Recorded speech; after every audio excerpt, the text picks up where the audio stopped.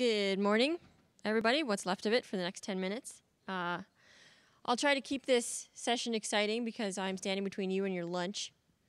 So I'm Vanessa Little. I'm the Director of NFV Ecosystem Architecture over at VMware.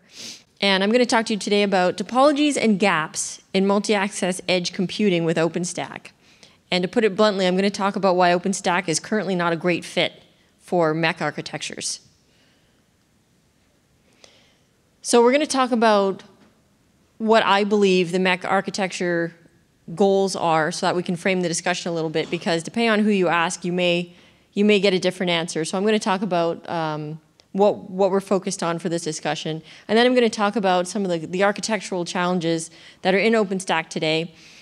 And then we're going to look at some of the tools that can help, but what gaps are with those. And then we're going to talk about what the alternatives are and what's happening in the industry to see if we can shore up these gaps and have a viable deployment for edge computing.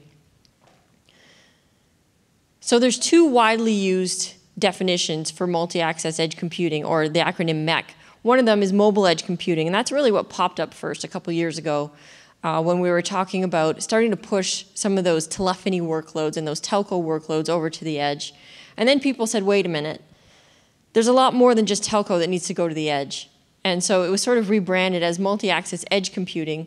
So this is the concept that you can push any workload, regardless of what it's for, closer to the user that's consuming it, so that you can reduce the network latency to get to that user and have a better user experience.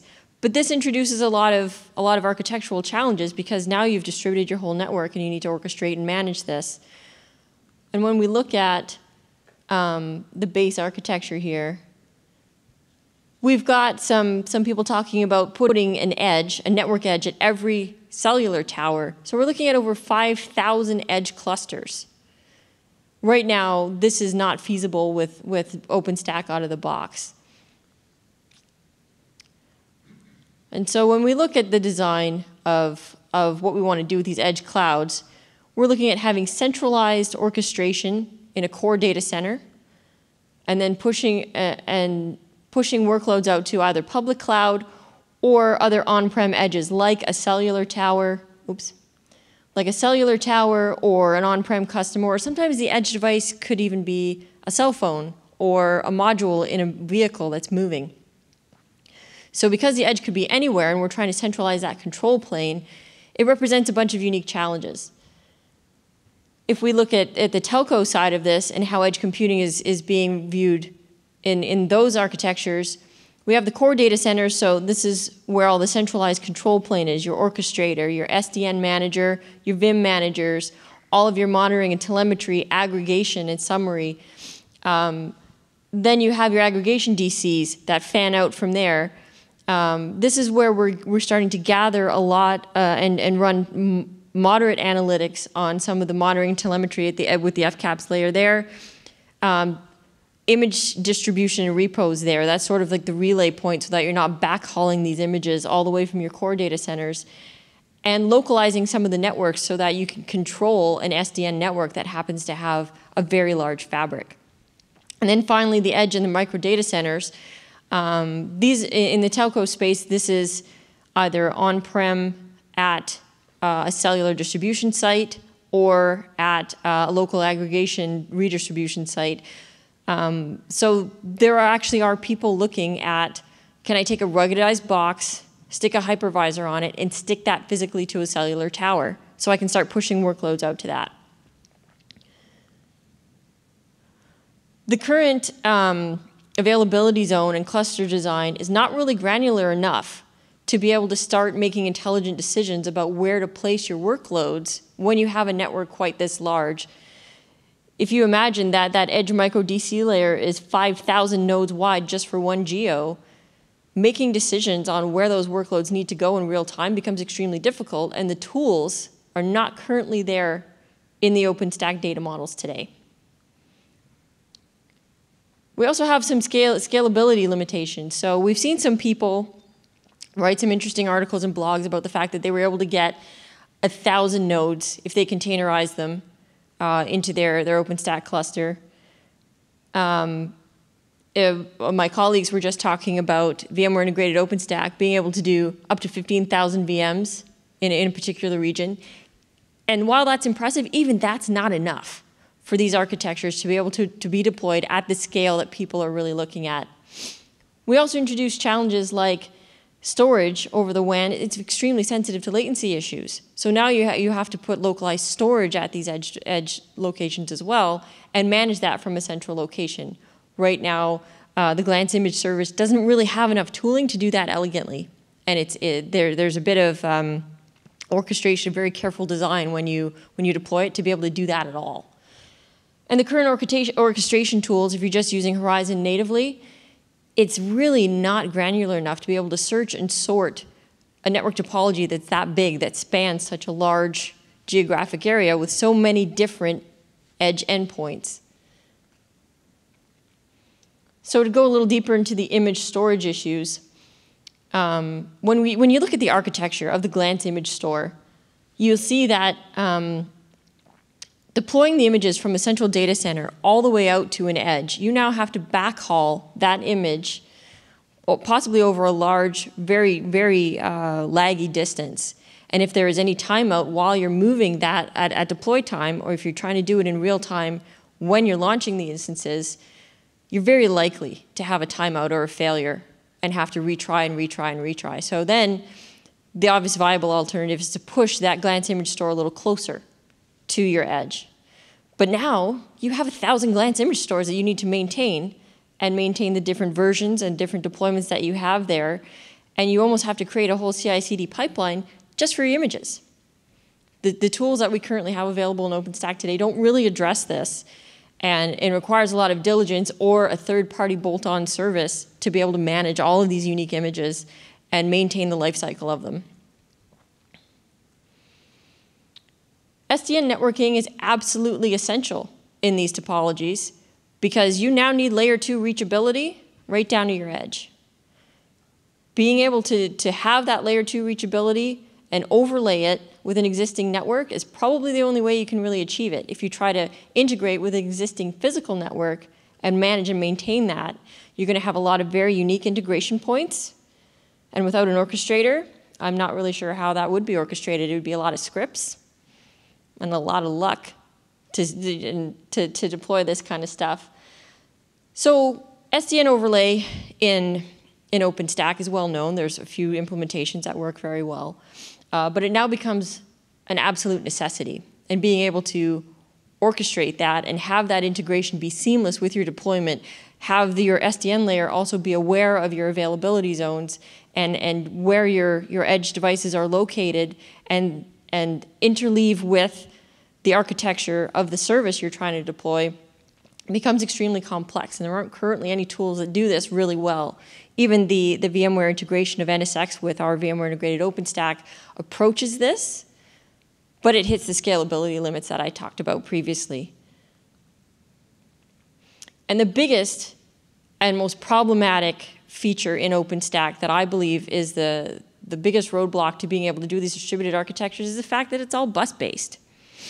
Even if you replace RabbitMQ with a bus that's a little bit more robust and can handle more connections and handle better speed, you're still dragging that bus communication between your Nova compute and your Neutron networking from your central data center where your VIM management lives all the way down to your edge where your workloads actually live. That conversation is very chatty. Having to backhaul all of that traffic across an overlaid layer 2 network, you lose a lot of bandwidth doing that. And it's also very, very insensitive to latency issues.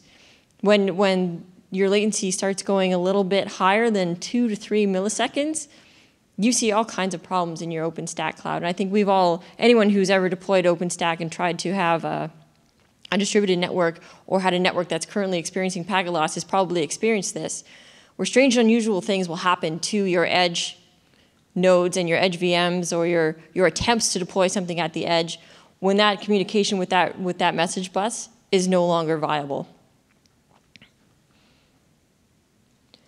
So the orchestration models that are currently available, even in the NFV space, which has extended the orchestration model significantly, there are still a bunch of parameters missing to make these edge deployments really effective and viable.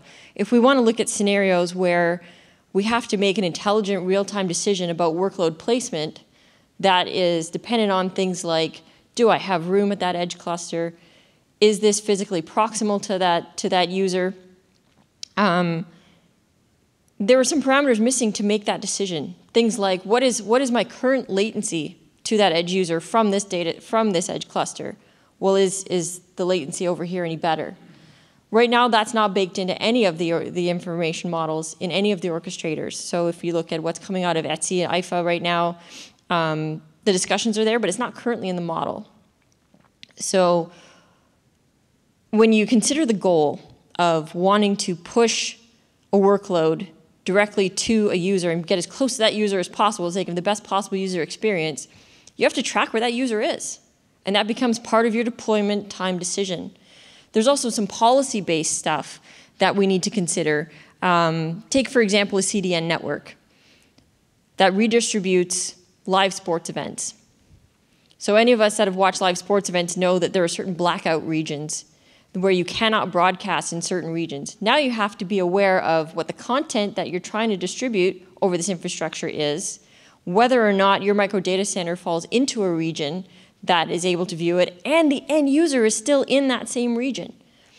All of these different policies need to be able to be modeled as part of the service model so that when you deploy this, that decision matrix is parsed right when you're deploying the workload.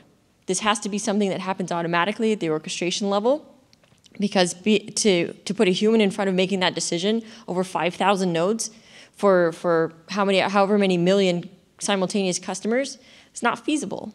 You couldn't pay enough people to sit there and click through an interface to make those decisions, and so it has to be done programmatically. Right now, this software does not exist to the level that we need it to. So what do we do? Do we just chuck it out the window and say, forget edge computing? Seems like a flash in the pan. I don't think it's going to be a big deal. Obviously, we can't do that. So do we just containerize the whole solution? That's one option that a lot of people are looking at, but there's also some challenges there with orchestration and the networking, having to bolt on a bunch of additional CNI plugins just so you can have two interfaces on a container. All of these things now become challenged. There's not one end-to-end soup-to-nuts solution that's completely container-based that would fit all of these use cases and all of these topology decisions. Does a hybrid model make more sense? Yeah, I think we're getting a little warmer there because there's always going to be certain workloads that don't make sense as a container because they're either too big or they're too data plane intensive or they need too many network interfaces to be viable. So I don't think we're going to be doing away with VMs anytime soon. So now we need to be able to have a really great model for being able to build these network services that are comprised of both VMs and containers and still make all those decisions about where all of those various components get deployed in real time. And maybe even look at those KPIs for stability and availability so that if you lose a micro edge data center because someone ran it over with a truck, that workload now needs to migrate, but there needs to be policy that dictates where it migrates and how it migrates, and if it even should migrate, or if the user experience should just be that the service goes away. So the third solution are some new open source projects that are popping up in the community, and there have been quite a few lectures at this event that talk about some of them, and I'm going to touch on a couple of them here. But it seems like the community is saying, we understand that OpenStack is inadequate, and we can either shore up and bolt on additional things to try to make OpenStack viable for edge computing. There are topologies that have considered just containerizing a complete OpenStack deployment and putting that at every single edge. There's a lot of people who would argue that that's pretty wasteful, and I'd have to agree. Or what a lot of people are doing is saying, all right, let's back up. Let's define some new standards and start over. Let's build that new edge platform the way we understand the end state really should be. So ETSI spun up a standards body to specifically look at MEC. And so they've been cranking out some API specs and looking at some SDKs. But you'll notice even here, there's a completely new mobile edge orchestrator. So not even looking to leverage any of the existing orchestration technologies out there, looking to build one that's net new. It's a ton of work to do well. And these architectures and the standards that are currently coming out of ETSI MEC only really address the challenges that happen at the edge. It doesn't address that end-to-end maintainability, that end-to-end deployment, or the end-to-end means in the vehicle to actually get that stuff to the edge. This whole standards body is just fixing all the problems and the challenges at the edge itself, but not addressing the end-to-end topology about how that edge is maintained, orchestrated, and managed across thousands of different nodes. And then Project Arcano, getting a lot of traction, very popular, new and sexy Linux Foundation project that's looking at creating a completely new stack to address the state of edge cloud. And this is actually addressing the infrastructure as well, but this is a net new build. Intel Network Edge Virtualization Software Development Kit has been I wouldn't say developed, it's still in development, but this concept has come up so that people can start using common tools to build a net new platform to address these edge infrastructures. So do we throw the baby out with the bathwater and start over? And then when we want to look at, because OpenStack obviously isn't going anywhere. It still has so many viable use cases, both in the on-prem and the public cloud for workloads. Are we saying that we now have to build a net new stack if we want to do edge computing? How is that net new stack going to interface with your existing OpenStack? Can you centralize all of that orchestration and deployment, or are you building another silo into your infrastructure because you happen to be distributing that architecture? All of these things are still open questions. All of these things haven't really been resolved, but they really need to be before anyone can have a full productionalized deployment with these 5,000 edge nodes that everyone's talking about as our end goal. And can we wait for this net new platform? Everybody's racing at 5G at breakneck speed. Everybody's saying, yes, we're going to have 5G deployments early next year. Some people are even saying late this year. Can we wait for this new platform to be developed and develop and find a means of a support model behind it so that it's truly hardened enough to be a telco grade or even non-telco grade productionalized platform? Is that likely in a year? No, it's not. I think, and I'd like to hear what you folks think, but this is moving in the right direction. I think it's necessary that we have to stop and revisit what we want the end state architecture to be. But we also need to look at how we can crawl before we walk, before we run. And building something from the ground up, net new, may not make it in time before our requirements change again. So that said, I'd like to open it up to the floor for questions and discussion. Anybody? Comments? Okay. Oh, sorry, could you use the microphone? Is VMware supporting Akrino or not?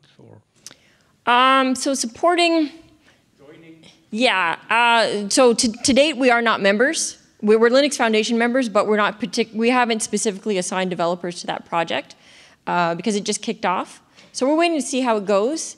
I have a feeling that it makes sense for us to join that project sooner than later because I don't think it's going anywhere. And I'm looking over there at the guy who's going to provide the budget. But yeah, there's no reason why VMware wouldn't support it. But today we don't have anybody assigned to the project, no. And I have seen that there are some problems for the OpenStack to deploy image from the central to the edge. How do you deal with that problem? So we've done a lot of these architectures in our labs with the current tools so that we could shake out some of these problems, and that's how we found the glance image problem. What we did was we replicate the glance image store at the edge. And that's fine for smaller environments, that will work, but when you're looking at having 5,000 edge nodes, having 5,000 glance image store replications, and if you want to make a non-homogeneous network, so in this region, you're using this version of this image, but over here, you're using a different version of that image. That becomes a huge maintenance nightmare. You end up having to write a lot of scripts. You have to write your own tools just to make that glance image sync a reasonable thing to do. Right now, I don't think that is reasonable. To do it at that scale, it's not really feasible. Did that address your question? I think you were looking for a solution, and I'm sorry I don't have one. Hi. So observation and a few thoughts on, because you're asking for suggestions and observations here.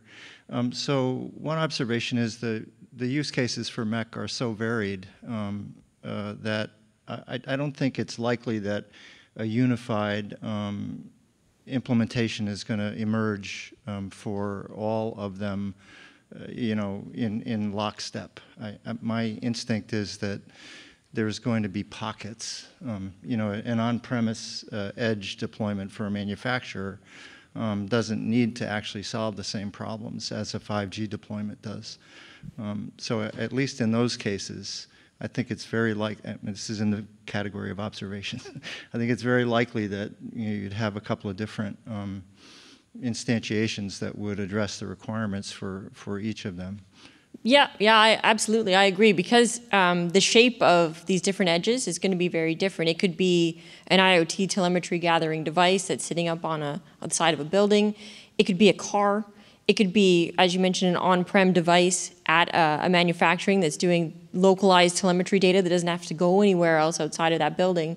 But if you look at the other side of that, the core infrastructure requirements, the underlying requirements for the platform on which you put all of that stuff is actually pretty close to agnostic. You just need to offer a few different options for that final last leg edge and how you reach it. Yeah, I think when you peel it back, I think there's going to be, like subsets.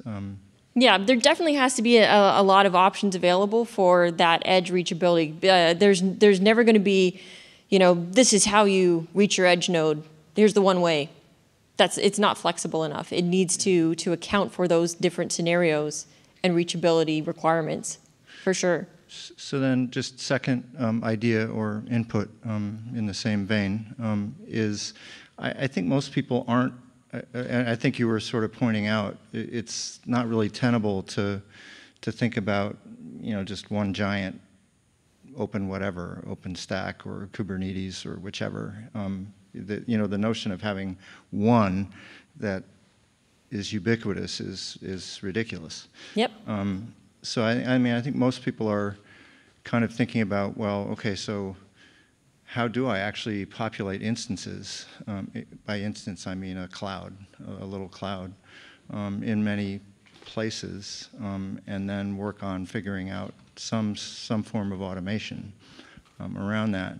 So if you buy into the notion that you have to manage the compute locally in the cloud, then it really becomes an orchestration scalability problem. Yep. And really putting energy into the complex orchestration and the networking that's inherently involved. Input is, I think those are the two big, those are the two big nuts to crack, and it's not all going to happen this year. Yeah, of course. I couldn't agree more. Yeah. Looking at nested orchestration models now becomes very necessary. This concept that you can have one orchestration instance that can see your entire network and make intelligent decisions all the way down to the edge becomes ridiculous. That's a huge scalability problem. Even if we did write a piece of software that complex, it would be a nightmare to use. How would you, the UI itself would be visually a nightmare. And so now we're looking at architectures where you have nested orchestration capabilities. So you have an aggregation site that maintains another Vim copy, for example, right, or another Vim manager that actually does that last leg orchestration. And then you have this master orchestrator that works more at a conceptual level to push instructions down to that next layer of orchestration to actually do the specific instructions for, okay, now pin up this VLAN, now deploy this VM, now push this software on it, now push this config on it. To do that from one rolled up unified interface makes zero sense. Yeah. Hope it helps. Yeah, thank you. Thank you very much. Anyone else? Comments? Questions? Yeah. So if I understood correctly, VMware, you're not seeing the edge yet for OpenStack. But in sort of earlier presentations today and in some of the literature, there's a compact mode of VIO for edge, and there's lots of architecture diagrams we've seen with edge. So how does your presentation gel with the others?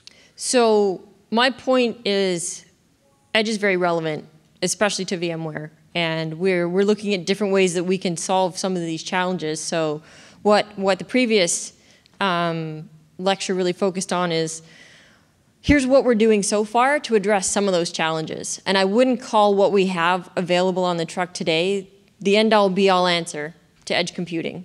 What I'm pointing out here is saying that we, not only as VMware, but the OpenStack community at large, have a lot of work to do to make edge computing a reality, especially if we wanted to at least involve an OpenStack-based platform somewhere in that infrastructure. All right, well, if there's nothing else, then I think we can all go get something to eat. All right, thanks.